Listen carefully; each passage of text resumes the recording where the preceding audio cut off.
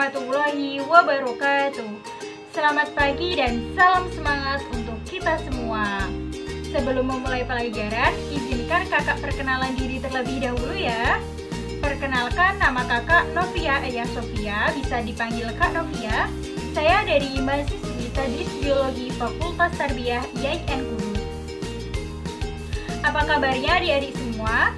Semoga kita dalam keadaan sehat walafiat ya, sehingga kita bisa belajar pagi hari ini. Mari kita berdoa bersama-sama dengan bacaan basmalah. Bismillahirrohmanirrohim. Semoga pada pembelajaran hari ini bisa berjalan dengan lancar. Oh ya, di sini kakak mau bertanya kepada kalian semua ya. Apakah kalian sudah pada sarapan? Ayo, jika sudah, sarapan apa yang kalian makan? Apakah nasi goreng? Atau mie instan? Atau ayam geprek? Kemudian, zat-zat apa aja sih yang terkandung dalam makanan tersebut? Nah, untuk mengetahui jawaban-jawaban tersebut dan agar belajar kita lebih semangat, marilah kita melakukan ice breaking dengan bernyanyi Saya Senang, Hidup Sehat, Bersemangat. Ayo kita lakukan bersama-sama ya adik-adik semua. Saya senang hidup sehat bersemangat. Saya senang hidup sehat bersemangat. Saya senang saya hidup, saya senang saya sehat. Saya senang hidup sehat bersemangat. Oke, terima kasih adik-adik semua sudah mengikuti ice breaking pada pagi hari ini. Semoga kita belajarnya dengan semangat dan selalu hidup sehat. Setiap hari tentunya kita melakukan rutinitas sarapan pagi, makan siang, dan makan malam. Setiap makanan yang kita makan tadi tentunya mengandung zat-zat pada makanan. Nah, untuk mengetahui lebih lanjut, ikuti terus ya video kakak kali ini. Kita akan belajar mengenai zat-zat makanan yang diperlukan oleh tubuh manusia. Adapun tujuan pembelajaran hari ini yaitu yang pertama, siswa mampu menganalisis hubungan zat-zat makanan dengan fungsi zat-zat makanan yang dibutuhkan oleh tubuh manusia setelah melakukan diskusi dan kajian literatur dengan tepat. Dan yang kedua, siswa mampu menganalisis jenis-jenis bahan makanan yang dibutuhkan oleh manusia. Dan yang ketiga, siswa mampu menelaah akibat dari kekurangan zat-zat makanan yang dibutuhkan oleh tubuh manusia setelah melakukan kegiatan diskusi dan kajian literatur dengan tepat. Kakak mau tunjukin sesuatu nih, disimak dengan baik ya adik-adik. Kira-kira apa ya? Silahkan ditonton. Wah, bunyi bel menandakan jam istirahat sekolah. Bunyinya terdengar nyaring di telinga. Koko dan Kiki keluar kelas untuk makan. Kiki dibawakan bekal makanan oleh ibunya, sedangkan Koko lupa membawa bekal sehingga jajan di luar sekolah. Apa saja yang dibeli Koko? Coba lihat dengan matamu. Wah, ada coklat, permen warna merah, dan es krim warna kuning. Baru dibuka saja sudah terlihat sangat enak. Coba rasakan dengan lidahmu. Pasti rasanya manis. Kiki merasa iri dengan Koko. Sepertinya makanan yang dibeli Koko enak. Dalam bekal Kiki terdapat nasi, daging ayam, brokoli, dan pisang. Bekalnya lengkap dan bergizi. Ibu memasaknya dengan sepenuh hati. Kiki sebenarnya lebih tertarik dengan makanan Koko. Tapi Kiki teringat pesan ibu. Kalau makan makanan bergizi bisa membuat tubuh Kiki sehat dan kuat. Setelah jam istirahat, ada pelajaran olahraga. Kiki dan Koko bersiap-siap mengikuti lomba lari. Lomba dimulai. Kiki mulai berlari kencang. Dia terlihat bersemangat. Itu karena makanan sehat yang dimakan Kiki tadi siang. Kiki hampir sampai ke garis akhir. Tapi Koko tidak terlihat. Di mana Koko? Wah, ternyata Koko tertinggal di belakang. Koko tampak lemas. Dari video tadi, kenapa Koko tampak lemas dan tidak berdaya? Ayo, siapa yang mau menjawab? Iya, betul, karena Koko tadi pagi tidak sarapan dan jajan sembarangan. Ayo, siapa di sini yang suka tidak sarapan dan jajan sembarangan?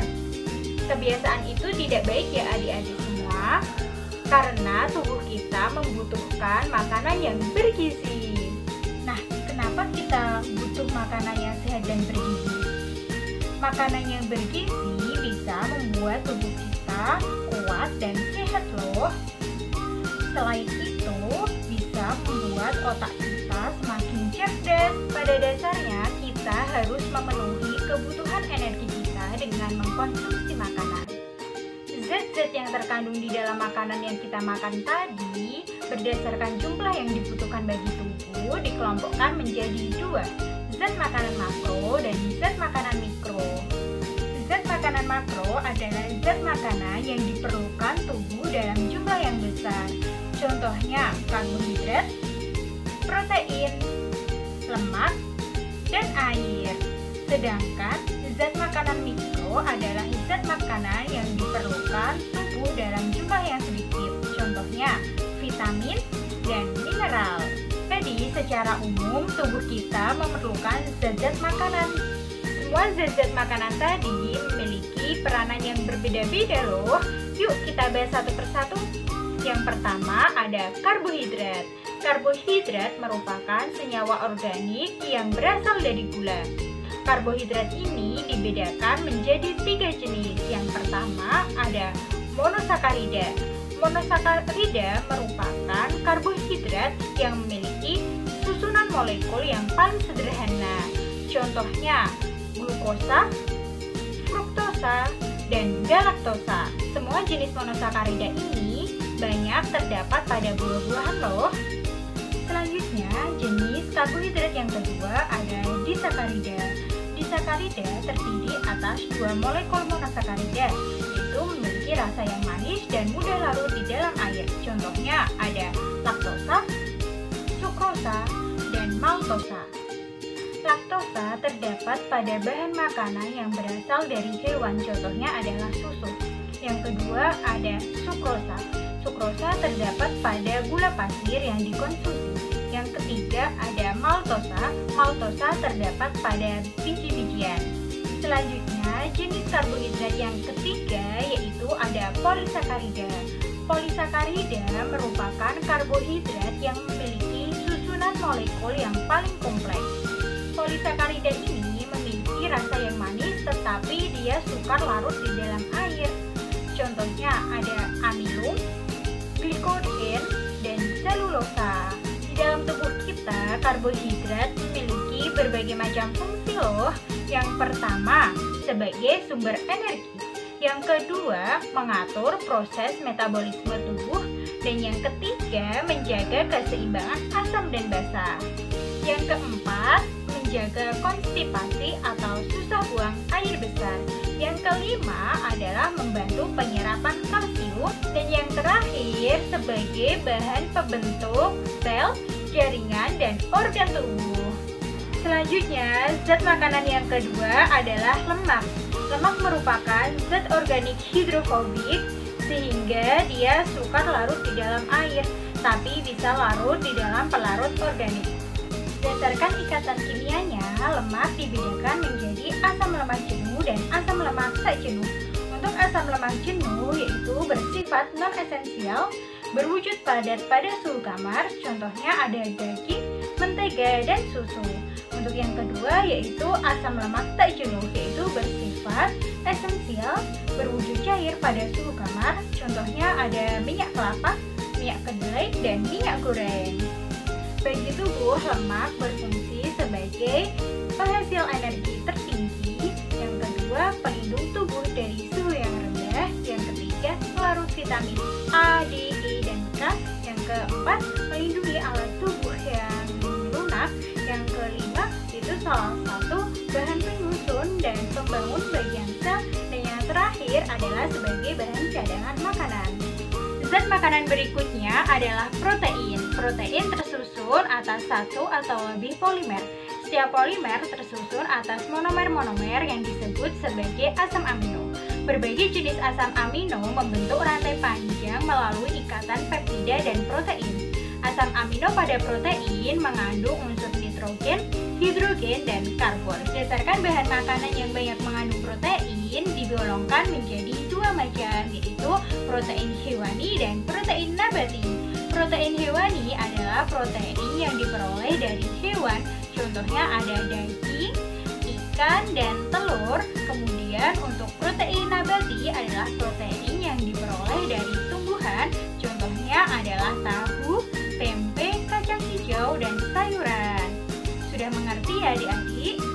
Protein memiliki fungsi-fungsi sebagai berikut. Satu, sebagai sumber energi. Yang kedua, memperbaiki jaringan tubuh.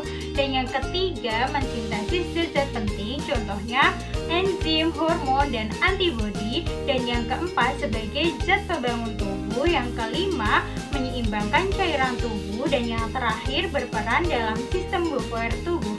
Gimana? Masih semangat kan adik-adik? Yuk kita lanjut zat berikutnya, yaitu ada vitamin. Vitamin merupakan senyawa organik yang diperlukan bagi tubuh untuk memperlancar metabolisme, namun tidak berfungsi untuk menghasilkan energi. Walaupun vitamin diperlukan dalam tubuh dalam jumlah yang sedikit, namun peranannya tidak bisa diganti oleh zat lain loh. Jenis-jenis vitamin secara umum yaitu ada vitamin A, vitamin B, vitamin C, vitamin E, dan vitamin K. Semua jenis vitamin tadi dikelompokkan menjadi vitamin yang larut di dalam air dan vitamin yang larut di dalam lemak. Nah, untuk mengetahui jenis pengelompokan vitamin tadi beserta fungsinya, yuk simak tabel berikut ini. Zat makanan berikutnya adalah mineral. Mineral merupakan substansi anorganik yang bisa ditemukan di dalam ion. Mineral tidak mengalami proses pencernaan karena bersifat larut di dalam air sehingga mudah diserap oleh usus selul. Dan zat yang terakhir adalah air. Air sangat dibutuhkan bagi tubuh kita sebagai pelarut dalam proses metabolisme. Kandungannya sekitar 70% dari berat tubuh. Tubuh kita memerlukan kurang lebih 2,5 liter air per harinya loh.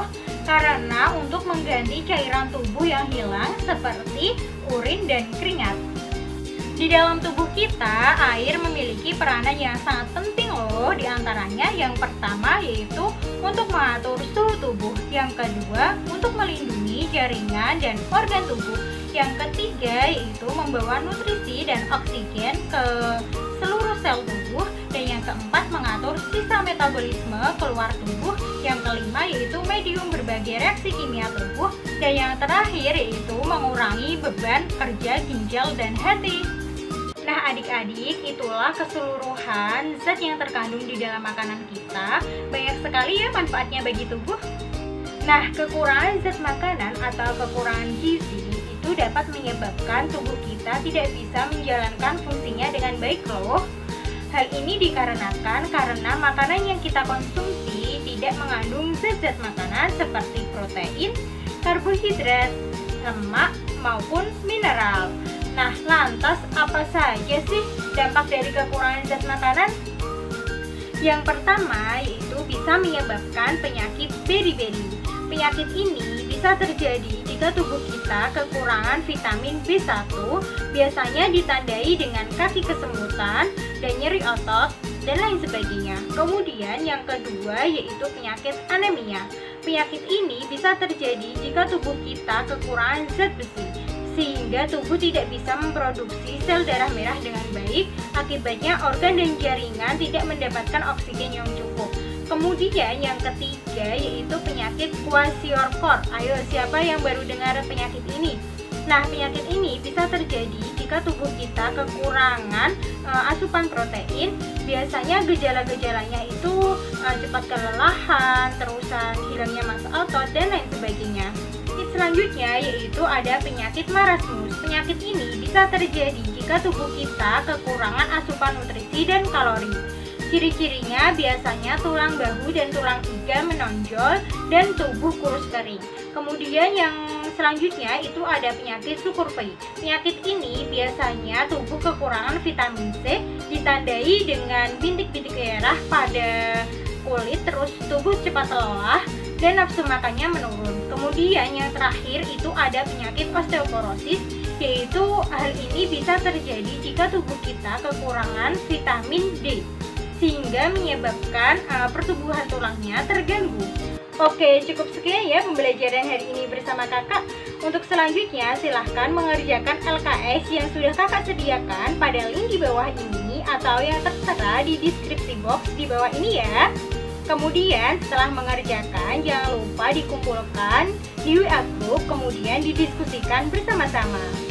Ayo, siapa yang bisa menyimpulkan hari ini kita belajar apa saja? Yuk kita simpulkan bersama-sama saja ya. Nah, kesimpulan pada pembelajaran hari ini yaitu kita bisa mengetahui zat-zat makanan beserta fungsinya bagi tubuh. Nah, zat-zat makanan apa aja sih? Ayo coba sebutkan. Yang pertama yaitu ada karbohidrat, protein, lemak, vitamin, mineral, dan air. Kemudian kita juga bisa mengetahui mengenai akibat kekurangan dari zat-zat makanan tersebut ya. Oh ya, Ibu punya tugas buat pekan depan yaitu praktikum uji kandungan vitamin C terhadap berbagai jenis bahan makanan beserta laporannya ya. Untuk format tugasnya nanti Ibu kirimkan ke WA group. Cukup sekian pembelajaran hari ini, semoga bermanfaat. Kurang lebihnya mohon maaf. Wassalamualaikum warahmatullahi wabarakatuh.